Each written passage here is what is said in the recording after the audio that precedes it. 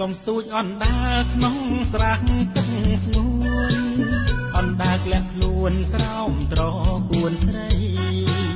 សំស្ទូចអណ្ដាក្នុងស្រះទឹកស្ងួនអណ្ដាក្លាក់ខ្លួនក្រោមត្រគួនស្រីអណ្ដាស្នូក្រឹងតែជើងវាខ្លីអូនហើយប្រណីសំស្រីស្ទូចម្ដង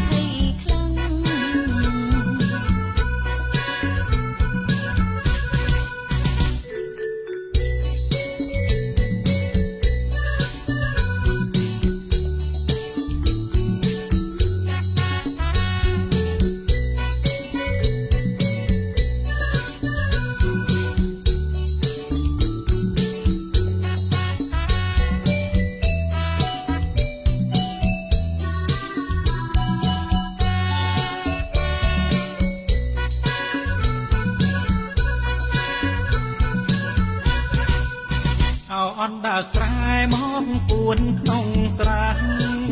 រសជាតិឆ្ងាញ់ណាស់ញ៉ាំមានកំឡាំងអណ្ដាកស្រែមកពួនក្នុងស្រះ